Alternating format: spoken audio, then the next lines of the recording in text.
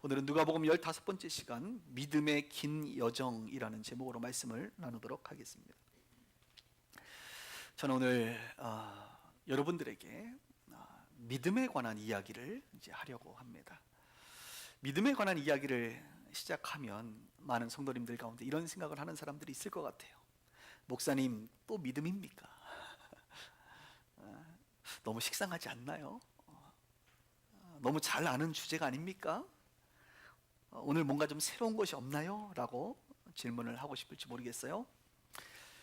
네, 새로운 것이 없습니다, 여러분. 그리고 오늘도 믿음입니다. 또 믿음에 대해서 말합니다. 우리가 식상해도 이 믿음에 대해서 다시 들어볼 필요가 있습니다. 왜냐하면 믿음은 매우 중요하기 때문에 그렇습니다. 그리고 결국 우리 인생의 문제는 믿음의 문제라는 것을 우리는 알기 때문에 그렇습니다. 믿음이라고 하는 것은 한마디로 말하면 관계를 맺는 것이라고 말할 수가 있습니다. 많은 사람들은 믿음을 맹신하는 것처럼 생각할지 모릅니다. 믿음이라는 것을 마치 자기 주문처럼 생각할지 모릅니다. 그러나 그렇지 않습니다. 맹신하지 않아도 자기 주문처럼 확신하지 않아도 믿음이라는 것은 관계를 맺는 데 필요한 것이라고 말할 수가 있습니다. 하나님께서 우리 가운데 믿기만 하라, 예수를 믿으라라고 말할 때 그 믿음은 하나님과 그리고 예수님과 관계를 맺으라라고 말하는 것입니다. 믿음은 관계를 맺는데 아주 필수적이기 때문에 그렇습니다. 오늘 여러분들이 이곳에 나올 때까지 오늘 이곳에 빛과 소금의 교회가 있다는 것을 믿고 행동에 옮기셨을 것입니다. 나오셨을 거예요. 그리고 이곳에서 말씀을 전하는 목사와 빛과 소금의 교회가 이상한 교회가 아니다라고 여러분들은 알고 믿었기 때문에 이곳에 앉아서 예배를 드리고 있는 것이죠. 믿음이라는 것은 교회와 목회자와 관계를 맺는 최소한의 것이라고 말할 수가 있습니다. 저는 운전을 할 때 예전에는 내비게이션이 작동을 안 했기 때문에 그냥 어떻게든 찾아서 갔던 것 같아요. 그리고 지도를 보면서 갔던 것 같습니다. 차 한편에는 지도가, 서울시 지도가 있었던 것 같습니다. 근데 요즘에는 핸드폰을 걸쳐놓고 내비게이션을 작동을 하게 되지요. 여러분, 내비게이션을 제가 언젠가부터 제 차 안으로 영접하게 되었습니다. 이 내비게이션을 영접하였어요. 왜냐하면 이 내비게이션은 나로 하여금 목적지까지 잘 도달케 하도록 한다는 것을 저는 믿기 때문에 이 내비게이션을 영접하였습니다. 그리고 차를 탈 때마다 이 내비게이션을 실행하게 됩니다. 시도하게 됩니다. 목적지를 검색하게 되고 안내를 시작하게 됩니다. 왜냐하면 저는 내비게이션의 성능과 이 기술과 미쓰리를, 그 음성을 얘기하는 미쓰리 있죠? 미쓰리를 믿기 때문에 저는 시작을 합니다. 영접하는 것도 믿음으로 했고 시도하는 것도 믿음으로 했고, 그리고 저는 도착지에 도달할 때까지 제 차를 맡깁니다. 어디에요? 내비게이션에 맡깁니다. 영접하는 것, 시도하는 것, 그리고 계속적으로 맡기는 것, 이 모든 것이 내비게이션과 저와의 관계를 맺는 데 있어서 믿음이라는 것을 기초로 하고 있다는 것이에요. 여러분들 아프시면 병원 가시죠? 조금 많이 아프시면 좋은 병원을 찾으려고 여러 군데에서 진료를 받습니다. 그리고 여러분들이 어느 한 병원을 선정하게 됩니다. 그것은 곧 그 의사와 그 병원을 여러분들이 영접하는 것입니다. 내가 많은 의사들 중에, 많은 병원 중에 내가 방병원을 영접하겠다, 이렇게 해서 선택하게 되는 것 아니겠습니까? 무엇 때문에요? 믿음 때문입니다. 믿음. 무언가 믿음이 있어야 우리는 의사를 영접하게 되지요. 그리고 그 의사에게 수술대에 올라가 우리는 몸을 맡깁니다. 여러분, 수술한다는 게 얼마나 대단한 일입니까? 내 인생에 목숨이 달린 문제이기도 한데 우리는 그 의사에게 몸을 맡기죠. 왜요? 그 의사를 믿기 때문에 그렇습니다. 영접하는 것도 수술을 시도하는 것도 다 믿음에서 시작되는 거예요. 그리고 우리는 수술이 끝나고 나면 입원을 하게 되죠. 병상에서 회복을 하게 됩니다. 그런데 생각했던 것보다 하루가 지나고 일주일이 지나도 별로 차도가 없는 것 같아요. 그래도 우리는 그곳에 계속 있습니다. 그곳에 몸을 맡깁니다. 그 의사에게 몸을 맡깁니다. 왜요? 여전히 믿고 있기 때문에 그렇습니다. 믿을 때에 우리는 영접하는 시작으로부터 시작과 그리고 그 과정과 그리고 마지막까지 믿음이라는 것이 존재할 때 우리는 함께할 수 있는 것이고 관계를 유지할 수 있다 말할 수가 있습니다. 그러므로 믿음은 믿습니다라고 하는 우리의 외침이 아니라, 우리의 자기 확신이 아니라, 믿음은 관계라고 하는 것을 우리는 알게 되지요. 그리고 그 관계는 상대방에 대한 신뢰로부터 시작되는 것을 말합니다. 여러분, 예수 그리스도를 믿으시나요? 신뢰하시나요? 예수님은 믿을 만한 분이십니까? 그렇습니다. 우리는 성경을 통하여 예수가 얼마나 믿을 만한 분인지를 매주 배워가고 있습니다. 성경은 그래서 이 예수님과 믿음을 유지하라라고 말합니다. 우리의 신앙생활의 시작도 믿음으로 시작합니다. 너희가 그 은혜를 인하여 믿음으로 말미암아 구원을 얻었나니. 우리가 믿음으로 예수님을 영접한 거예요. 그리고 우리가 살아가는 동안에도 믿음으로 살아가는 거예요. 오직 의인은 믿음으로 말미암아 살리라. 예, 믿음으로 살아갑니다. 우리가 인생을 마칠 그 순간까지 성경은 우리 가운데 믿음으로 살라고 말하죠. 인자가 올 때에 너희의 믿음을 보겠느냐. 믿음을 보는 거예요. 그래서 우리가 예수를 믿는다는 것은 예수님을 영접하는 시작의 믿음으로부터 시작해서 그 과정 속에서도 믿음으로 예수님과의 관계를 맺고 마지막까지 예수님에 대한 믿음을 유지하는 것, 이것이 바로 신앙생활이고 믿음이고 관계다, 이렇게 말할 수가 있습니다. 그런 면에서 우리의 삶은 믿음으로 시작해서 믿음으로 끝나는 것입니다. 우리의 생애는 설교의 제목처럼 믿음의 긴 여정을 가는 것과 같다고 말할 수가 있습니다. 저는 그래서 오늘 여러분들과 믿음의 긴 여정, 2000년 전 예수님께서 행하셨던 그 믿음의 여정, 그 믿음의 여행을 한번 떠나보려고 합니다. 제가 지난주에 힙합을 좋아한다 했더니 사람들이 당황하셨어요. 힙합의 버전으로 자, 성경의 여행으로 떠나봅시다. 이렇게 말할 수가 있어요. 렛츠 이렇게 하려고 했는데 제가 거기까지 못하겠습니다. 오늘 예수님께서 2000년 전에 세 가지의 사건이 본문에 등장하는 것을 보게 됩니다. 첫 번째 사건은 광풍 사건. 따라합시다. 광풍 사건. 예, 광풍 사건이라고 말할 수가 있습니다. 22절을 보겠습니다. 하루는 제자들과 예수님께서 배에 오르셨습니다. 저에게 이르시되 호수 저편으로 건너가자 하시고 예수님께서는 잠이 드셨습니다. 피곤하시죠, 우리 예수님. 그런데 마침 광풍이 호수로 내리쳐요. 광풍이 불어서 막 호수를 내리치니까 호수에 있는 물들이 배에 들어오기 시작합니다. 물이 가득하게 되어 위태롭게 됩니다. 제자들이 나와 깨워 가로되 주여 주여 우리가 죽겠나이다. 물이 가득 차니까 이제 침몰할 것 같지 않습니까? 죽겠나이다. 한데 예수께서 잠을 깨서 바람과 물결을 꾸짖으시니 이에 그쳐 잔잔하여지더라. 그러면서 우리 예수님께서 제자들에게 한마디 하십니다. 제자들에게 이르시되 너희 믿음이 어디 있느냐? 너희의 믿음이 어디 있느냐? 이렇게 우리 예수님께서 얘기하시는 거예요. 저희가 두려워하고 기이 여겨 서로 말하되 저가 네기에 바람과 물을 명하여 순종하게 하는 거. 이렇게 성경이 짧게 하나의 에피소드, 광풍 사건을 말해주고 있습니다. 여러분, 광풍이라는 말이 한자로 뭡니까? 광자가 무슨 광자예요? 미칠 광자예요. 바람이 지금 미쳤어요. 미친 바람이 막 불어 제끼는 거예요. 그러니 물이 배에 들어오게 되는 것이죠. 여러분, 물이 배에 들어오는데 어떻게 당황하지 않을 수가 있겠습니까? 어떻게 두려워하지 않을 수 있겠습니까? 지금 제자들은 당황하고 두려워하고 있는 것이죠. 이 미친 바람이, 광풍이 불어치는데 그들은 죽게 되었다라고 위기의식을 느끼고 있는 거예요. 그런데 어떻게 요란하지 않을 수가 있겠습니까? 어떻게 예수님께 도움을 청하지 않을 수가 있겠습니까? 그들이 의지할 분이라고 하는 분은 지금 예수님밖에 없는데 예수님을 깨우지 않을 수가 있겠습니까? 어찌 보면 너무나도 당연한 것 같아요. 그런데 예수님은 그들에게 책망을 좀 하십니다. 너희의 믿음이 어디 있느냐? 이 말은 무슨 말이에요? 너희가 나를 영접하지 않았느냐? 이 말이에요. 너희와 지금 내가 함께하고 있지 않느냐? 내가 지금 이 배에 너희들 가운데 내주하고 있지 않느냐? 그리고 나는 지금 너희들과 동행하고 있지 않느냐?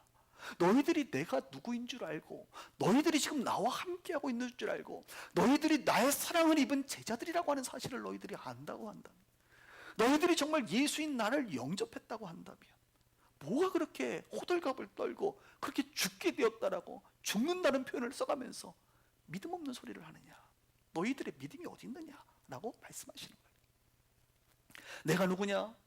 창조자가 아니냐? 이렇게 말하는 거예요. 그러면서 주님은 자신이 창조자이심을 나타내십니다. 바다와 바람을 향하여 꾸짖으니까 잠잠하게 되잖아요. 여러분, 우리 예수님이 꾸짖으면요, 자연 만물이요 복종하게 돼 있어요. 모든 이름이 뛰어나신 예수님의 말하는 순간 다 잠잠하게 돼 있어요. 그 바람과 파도가 통치되는 거예요. 통제되는 거예요. 어떻게 이것이 가능합니까? 가능하죠. 예수님은 천지를 창조하신 창조자가 아닙니까?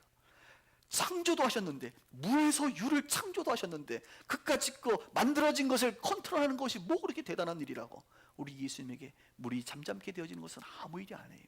그러므로 제자들이 예수님이 어떠한 분인지를 정말 알았다고 한다면, 예수님을 영접하는 데 있어서 그분이 정말 어떠한 분인지, 그분이 말씀으로 천지를 창조하신 하나님의 아들이라는 사실을 알았다고 한다면 너희가 어찌 믿음이 없느냐? 나에 대한 믿음, 나에 대한 신뢰, 나에 대한 지식이 그것밖에 없느냐? 이렇게 꾸짖고 있는 우리 예수님의 모습을 보게 됩니다. 내일이 4월 16일입니다. 4.16 하면 여러분 무엇이 생각나나요? 세월호 4주기를 맞이하게 되었지요. 그 당시에는 세월호 이야기를 설교 시간에 참 하기 어려웠던 시대였습니다. 왜냐하면 이것이 정치적 이슈가 되었기 때문에 성도들 중에도 좌우가 나눠져서 생각하고 판단했기 때문에 참 강단에서 말하기가 어려워서 저는 거의 말을 안 했던 것 같습니다만, 사실 지금 돌아보면 저와 여러분들이 좌로나 우로나 치우치지 않고 균형을 잡고 있을 것이라 판단이 됩니다. 이것은 생명에 관련된 문제이죠. 정치의 문제가 아니라 304명이 세월호에서 죽게 됩니다. 그리고 그 중에 250명은 단원고 학생들이었습니다. 세월호 이야기가 어제부터 시작해서 또 TV에 나오기 시작하는데, TV에서 이 세월호 이야기만 나오면 이 세 글자 세월호라고 하는 단어만 들으면 그냥 눈물이 그렇게 나요. 제 인생에 이렇게 반복적으로 눈물을 흘리는 사건이 있었을까? 세월호는 아마 여러분들도 다 기억할 만큼 충격적인 사건이 아닌가 싶습니다. 저는 안산 동산구에서 교사 생활했기 때문에 거기 단원고가 있잖아요. 안산에 특별히 또 마음이 좀 아팠던 것 같습니다. 지금도 아마도 내일도 세월호에 대한 이야기가 나오면 아마 저는 눈물이 날 것 같습니다. 그 안에서 죽어가고 있는 아이들을 볼 때 그들이 얼마나 두렵습니까? 그리고 자녀들이 죽는 그것을 경험한 부모들, 유가족들은 얼마나 고통스럽습니까? 여러분, 두려움과 고통에서 이길 수 있는 방법이 무엇일까요? 오늘 제자들처럼 두렵지요. 당연히 고통이 있지요. 이런 두려움과 고통을 이길 수 있는 유일한 길이 있다고 한다면 그것은 그들을 위로하고 책임자들을 처벌하는 것을 뛰어넘어 그들에게 참된 위로가 된다는 것은 그들이 표현하고 있는 것처럼 우리의 자녀들이 별이 되었다라고 하는 거. 별, 그런 말 들어보셨죠? 우리 아이들이 별이 되었다. 우리 아이들은 죽었지만 생명은 다했지만 그들이 별이 되어 있을 거야 라고 하는 그 부모들의 마음. 별이라는 게 뭐예요? 지금보다 더 좋은 곳에 가 있을 거야 라고 하는 그 믿음과 신뢰, 그 확신이 그들에게 조금이나마 위로가 되는 것이죠. 요한계시록은 이렇게 말합니다. 주 안에서 죽은 자는 복이 있도다. 예수님 안에서 죽은 자는 복이 있다. 왜? 우리는 영생을 알고 있기 때문에 그렇습니다. 다니엘서는 이렇게 말합니다. 많은 사람을 옳은 대로 돌아오게 하는 자는 별과 같이 빛나리라. 그렇습니다. 우리가 예수 안에서 살아갈 때 때로는 두려움과 고통이 있을지라도 우리는 예수 안에서 죽을 때 복이 있고, 우리는 예수 안에서 살아갈 때 우리는 진정한 별이 되는 거예요. 다니엘이 말하고 있는. 저는 인생을 살아가면서 우리 성도들을 바라볼 때 얼마나 많은 광풍을 만나게 되는지 몰라요. 여러분, 광풍을 자주 만나지 않습니까? 세상이 미쳤어요. 미쳤어.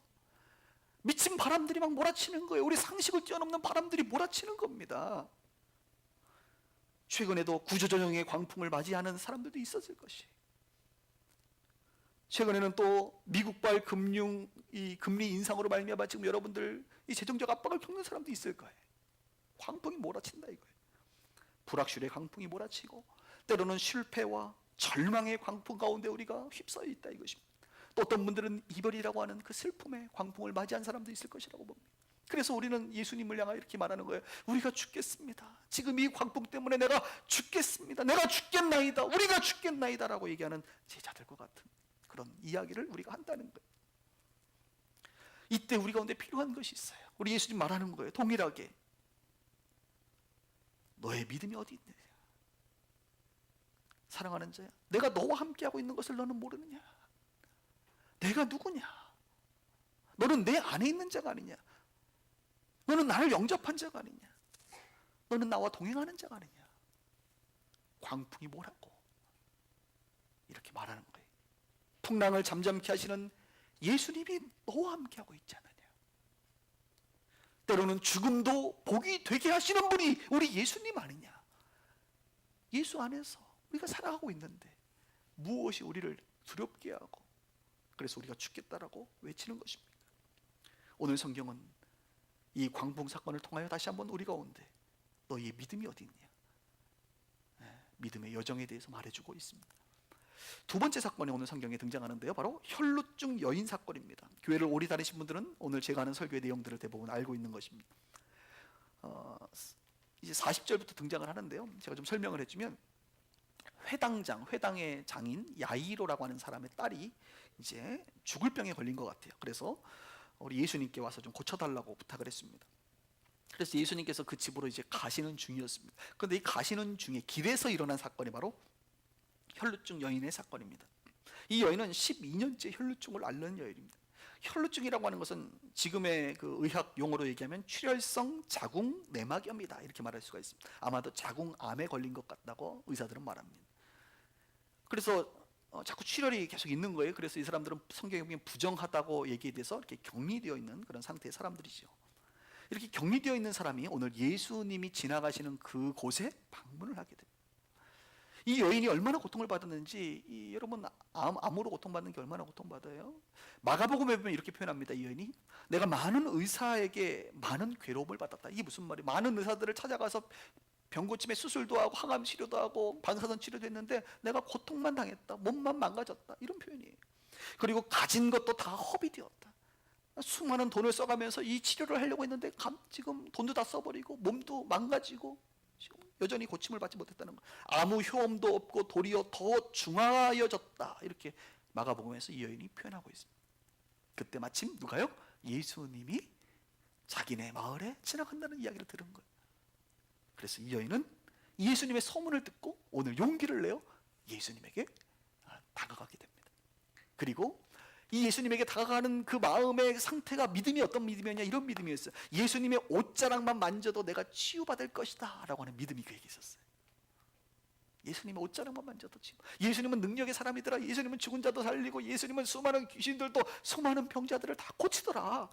그러니 내가 오늘 예수님의 옷자락만 만져도 그 예수님의 능력이 나에게로 나와 내 모든 질병을 치유할 수 있을 거야 라고 하는 그 작은 믿음, 겨자씨만한 그 믿음 말이죠. 그 믿음을 가지고 이 여인이 그 복잡한 남자들 사이를, 12제자를 그 틈을 빚어서 가서 결국 예수님의 옷자락을 뒤에서 터치하게 됩니다.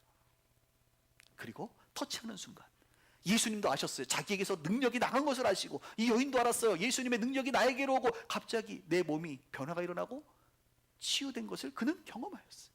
자기도 알았어요. 예수님도 알고 자기도 알고. 예수님께서 길을 가다가 쓰시고 뒤를 돌아보시면 나를 만진 자가 누구냐? 라고 말했더니 제자들이 아니 목사님 다니면서 지금 다 밀리는데 다 만졌죠. 아니야, 능력이 나갔어. 그랬더니 그 여인이 나오는 거예요. 내가 예수님 만졌습니다. 그때 예수님께서 오늘 본문의 48절에 대해서 말하는 거예요. 보십시다. 예수께서 이르시되 딸아, 내 믿음이 너를 구원, 여기서 말하는 구원은 치유지요, 구원하였으니 평안히 가라 하시더라. 뭐가 이 여인을 고쳤다고요? 내 믿음이. 오늘 누가복음 8장에 나와 있는 이 사건은 동일하게 믿음에 대해서 얘기하고 있어요. 성경이 믿음에 대해서. 여러분, 이 여인과 제자들을 한번 비교해 보고 싶습니다. 제자들을 보세요. 제자들은 늘 함께 있었습니다. 그런데 그들은 믿음이 없었어요. 근데 이 여인은 예수님을 만나본 적도 없고 그냥 소식으로만 들었어요. 누군가의 이야기만 들었어요. 한 번도 만나지 않았지만 그에게는 믿음이 있었습니다. 그런 면에서 여러분, 늘 예수님과 가까이 지낸다 그래서 믿음이 꼭 있는 것은 아니에요. 여러분들이 매주 교회 나오고 여러분들이 교회에서 많은 일을 한다 그래서 믿음이 꼭 있는 것은 아니라고요. 무슨 말인지 아시겠습니까? 아니에요 목사님, 이건 남자 여자 차이인 것 같아요. 제자들은 남자고 이 여인은 여자. 보통 여자들이 믿음이 더 좋잖아요. 이렇게 말하고 싶을지도 모르겠습니다. 그러나 그 근거는 불확실합니다. 남자 여자의 차이도 아니에요. 예수님과 함께 가까이 했다고, 예수님과 멀리 했다고 그 차이도 아닙니다. 제자들은 예수님과 너무 익숙하지요? 익숙함과 특별함에 차일 수 있을까요? 이 여인은 예수님을 특별하게 생각했고 제자들은 예수님과 익숙하게 생각했으니까 다른 거 아니었습니까? 뭐 그럴 수도 있겠습니다. 제자들은 너무나도 평안했고 이 여인은 너무나도 간절했지요. 그 차이가 아닐까요, 목사님? 모르겠습니다. 우리는 여러 가지로 이것에 대해서 말할 수 있을 거예요. 그런데 성경은 우리 가운데 딱 한 가지만 말합니다. 예수님은 한 가지만 말해요. 이 여인은 너무나도 간절했다. 물론 간절했을 거예요. 이 여인은 나를 특별하게 생각했다. 그럴 겁니다. 이 여인은 여자라 조금 믿음이 더 순수했을 것이다. 그럴 수 있을 것입니다. 중요한 것은 예수님이 한 가지만 말해요. 이 여인에게는 믿음이 있었다. 믿음. 믿음을 말씀하십니다. 그러므로 질병 치유에 있어서 가장 중요한 것이 있다면 그것은 우리의 믿음입니다. 믿음은 들음에서 난다 그래요.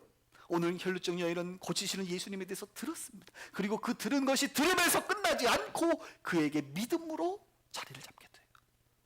이 땅의 많은 교인들이 예수님에 대해서 다 듣습니다. 오늘도 질병 치유의 예수님을 듣습니다. 앞으로 예수님의 생애를 보면서 얼마나 많은 사람들을 고치시는지 우리는 듣게 될 거예요. 그런데 들어도 믿지 않는 사람이 있고 듣고 믿는 사람이 있습니다. 저는 오늘 여러분들이 믿는 자가 되기를 주님의 이름으로 축원합니다. 언제 고쳐져요? 바로 고쳐집니까? 아니요. 어쩌면 바로 고쳐질 수도 있지만 어쩌면 바로 고쳐지지 않을 수도 있습니다. 계속 믿어야 될지도 몰라요. 예수님의 옷자락을 계속 붙잡아야 될지도 몰라요. 그리고 우리는 이렇게 고백해야 됩니다. 정말 믿는다면 주님께서 고쳐 주실 줄 믿습니다. 주님께서 고치실 줄 믿습니다. 아니, 주님께서 이미 고치신 줄 믿습니다라고 하는 이 믿음의 선포와 고백이, 더 나아가 고치신 예수님에 대한 감사의 표현과 고백이 우리 가운데 있을 때 그 믿음은 사실이 될 것이, 입에 달고 살아야 돼. 그래서 특히 아프신 분들은요, 병원에만 가도 나을 걸 믿고 가시는데 예수님 앞에 믿음으로 기도하시고 믿음으로 고백하시기를 바라요. 오늘 여러분이 혈루증 여인은 아닙니까? 이 여인과 똑같은 육신의 질병은 아니지만 다른 육신의 질병을 가지고 있지 않습니까? 혹은 영적인 마음의 질병을 가지고 있지 않습니까? 그동안 수많은 노력을 했지만 도저히 고쳐지지 않아가지고 문제를 해결해 보겠다고 가진 것도 다 허비해버린 고통만 당했던 이 여인과 같지 않습니까? 의지를 가져보고 간절함을 가져보고 많은 곳에 나아갔지만 고쳐지지 않았던 우리의 모습은 아닙니까? 그랬다고 한다면 다시 한번 의지를 가지고 간절함을 가지고 예수님께 나와 보시지 않겠습니까? 예수님께 나와 예수님의 옷자락을 붙잡아 보시지 않겠습니까?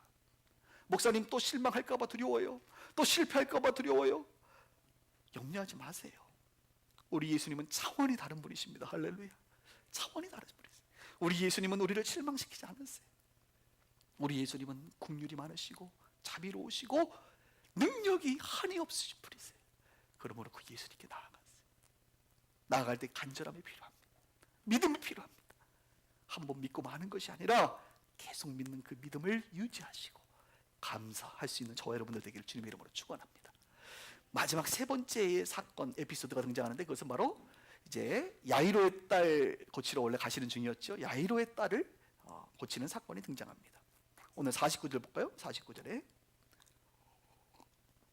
아직 말씀하실 때 회당장의 집에서 아직 이 여인과 말씀을 이제 하고 있는 중에 마무리 작업하고 있는 거예요. 그때 회당장의 집에서 사람들이 왔습니다. 뭐라고요? 회당장님, 당신의 딸이 죽었나이다. 그 사이에 죽어버렸어요. 그러니까 이제 우리 예수님 선생님을 더 괴롭게 하지 마세요. 뭐 오라고 합니까? 죽었는데. 이렇게 말하는 거예요. 예수님께서 50절에 뭐라고 말합니까? 예수께서 들으시고 가라사대 두려워 말고 뭐만 하라? 믿기만 하라. 그리하면 딸이 구원을 얻으리라. 여기서 말하는 구원을 얻는다는 것은 치유를 얻는 거예요. 다시 산다는 거예요. 이렇게 말씀하세요. 믿음을 요구하고 있습니다. 그래서 예수님께서 정말 그 집으로 방문을 하게 되십니다. 방문을 했더니 마태복음, 마가복음 보면 어떤 사람들이 등장하냐? 피리 부는 사람들이 등장해요. 제가 지난번에 설교했죠. 피리 분다는 것은 어떨 때? 장례식 때. 피리 부는 사람들이 있고 떠드는 사람들이 있고 막 죽었다고 그다음 울며 통곡하는 사람들이 등장을 하게 됩니다. 장례식이에요. 그건. 죽었다는 거예요. The end, 끝났다는 거예요. 예수님이 오셔도 어쩔 수 없다는 거예요. 완전히 소망이 끊어져 버렸다는 거예요. 그때 예수님께서 제자들과 그 부모를, 아버지를 데리고 그 아이에게 가서 그 아이의, 죽은 아이의 손을 붙잡아요. 손을 붙잡고 그 아이를 일으켜 세우면서 한마디 합니다. 소녀야 일어나라. 이 말이 그 유명한 달리다굼, 이거야. 달리다굼. 깨어라 일어나라. 달리다굼 일어나라. 이 찬양 아세요? 우리 이 찬양 아시는 분들은 옛날 분들. 달리다가 소녀고 쿵 일어나요. 달리다 쿵 일어나라. 소녀야 일어나라. 그랬더니 이 죽은 소녀가 예수님의 손에 붙잡혀서 일어나 치는 거예요. 성경 말합니다. 오늘 누가복음에 보니까 이 여인에게, 이 아이에게 영이 돌아왔다. 그 영이 돌아왔다. 여러분 죽으면 영이 나가버려요. 육체에서 영이 돌아왔다. 이렇게 성경이 말합니다. 놀라운 일이 벌어졌습니다. 신앙생활에서 가장 무서운 것 중에 하나가 한번 따라해 볼까요? 매너리즘. 매너리즘에 빠지는 거예요. 매너리즘이라는 말은 여러분 이제 더 이상 신선하지 않은 거예요. 뭔가 새롭지 않다는 거예요. 특별하지 않다고 느껴지는 그냥 반복적으로 일어나는 일, 종교화되는 겁니다. 신앙생활이 아니라 종교화. 매너리즘에 빠지는 것이 신앙생활의 가장 무서운 적입니다. 오늘 예수님께서 병을 고치셨대. 사람들에게 설교하면 오늘 예수님이 병을 고쳤대. 별 감동이 없어. 예수님이 물을 걸으셨대. 예수님이 물고기 2마리와 보리떡 5개로 5,000명을 먹이셨대. 5병이어의 기적을 행하셨대. 예? 예수님께서 귀신을 쫓아내셨대. 이런 이야기를 들어도 우리는 감동이 있어요, 없어요? 없어. 근데 지난번에도 곧 쫓아내셨고요, 지난번에도 먹이셨고 감동이 없어. 야이로의 딸을, 죽은 야이로의 딸을 살리셨대. 이때 여러분 안에 이 감동이 있어야 되거든요. 에? 죽은 자를 살리신 예수님의 모습을 보며 감탄하고 감격하고 오늘 앞에 있는 목사처럼 흥분하고 막 기대가 되고 그분의 위대함을 찬양하게 되고 이런 일이 있어야 되는데 더 이상 그런 일이 없는 거예요. 매너리즘에 빠진 시대의 사람들. 저는요 오늘 말씀을 준비하면서 갑자기 다시 소망이 막 생기더라고요. 죽은 자를 살리신 예수님, 그렇지, 한국교회가 죽었는데 다시 살아날 수 있게 하시겠구나. 우리 성도들 중에 죽은 자 같은 자들 살리시겠구나. 죽은 자를 살리신 예수님이라면, 여러분 죽은 자를 살리신 예수님이라고 한다면 죽을 것 같이 힘든 사람을 살리는 것은 아무것도 아닙니다. 할렐루야. 죽은 자도 살리시는데 죽을 것 같이 힘들다? 그 사람을 회복시키시고 살리는 건 아무것도 아니다. 이런 생각이 드는 거예요, 제 마음. 제가 지난주에 어느 분 기도를 좀 해주는데, 기도를 이제 해주기 전에 저한테 목사님, 네, 제 눈을 쳐다보고 이렇게 얘기하는 거야. 저 죽고 싶어요. 이렇게 저한테 얘기하는 거야. 그래서 제가 너무 당황했어요. 죽고 싶어요 그러는데 너무 당황했어요 제가. 그래서 제가 죽으면 안 돼요 이렇게 얘기했어요. 죽으면 안 되죠. 그럼 간절히 기도해 줬어. 간절히 기도해 줬어. 삶이 너무 힘들어요. 몸이 아파요. 특히 우울감이 깊은 우울감 가운데 있으니까 죽고 싶다. 자기 남편한테 주중에 죽고 싶다고 얘기하니까 남편이 뭐 화를 내더라. 그리고 당연히 화를 내죠. 죽고 싶다 그러면. 여러분 아내들이요, 자꾸 남편들한테 죽고 싶다고 얘기하지 마세요. 우리 남편들이요, 아내들에게 죽고 싶다고 얘기하지 마세요. 그럼 죽어, 이렇게 얘기하는 사람 없습니다. 다 화를 내. 너무 마음이 아파요. 여러분 어떠십니까? 아직 죽지는 않았지만 아까 누구처럼 죽고 싶지는 않은지요? 야이로의 딸처럼 죽은 것 같은 문제를 갖고 지금 살아가고 있지 않습니까? 저는 최근에 빗소 가족들을 보면서 죽음의 위기를 경험하신 분들이 몇 분 계세요. 질병의 이 고통 가운데 죽음의 위기를 경험하시는 분들이 있어요. 그런데 주님께서 그들을 치료해 주시고 그들을 건져 주시고 그들을 일으켜 세워 주시고 퇴원시켜 주신 것을 본인들이 알아요. 하나님의 은혜라는 것을 제 앞에서 이야기합니다. 그렇습니다. 우리 주님은 죽은 자를 살리실 뿐만 아니라 죽을 것 같은 그런 인생이라 할지라도 우리 주님께서 당연히 살릴 수 있어요. 나를 돌아보시고 일으켜 세우시는 예수님을 그들이 만난 것입니다. 그리고 그들은 예수님께 감사하고 찬양하게 되더라고요. 저는 여러분들이 죽기 전에 마지막으로 소망의 예수님을 만나야 한다고 믿습니다. 혹 이제 죽어야겠다, 그만 살아야겠다라고 하는 생각이 오늘 드시거든. 아니요, 아직 마지막이 아니에요. 죽음까지도 살리시고 이기시는 예수님을 만나셔야 됩니다. 그 예수님의 손을 붙잡아야 됩니다. 그 예수님 여러분의 손을 붙잡아 주실 거예요. 달리다고 이렇게 말씀해 주실 거예요. 소녀야 일어나라, 아이야 일어나라, 청년들아 일어나라, 누구야 일어나라. 내가 너를 회복시킬 거야. 내가 소망의 영, 회복의 영, 그 영이 다시 너에게 돌아오게 할 거야. 여러분들에게 돌아와야 될 그 영이 무엇입니까? 기쁨의 영, 소망의 영, 회복의 영. 돌아와야지. 주님은 돌아오게 할 수 있는 분이세요. 말씀을 정리합니다. 오늘 여러분은 예수님이 누구신지 알았을 것입니다. 그래, 예수님은 자연 만물 광풍을 잠잠케 하시는 분이시구나. 그렇습니다. 우리 예수님은 12년 동안 혈루증, 그리고 이 아이의 나이가 12이에요 12년 혈루증 12살 아이라는 것은 완벽한 완전수거든. 12라는 숫자는 완전하게 소망이 없는 자예요. 그래, 이런 사람들을 고치시는 예수님이시구나. 오늘 그 예수님 알았을 거예요.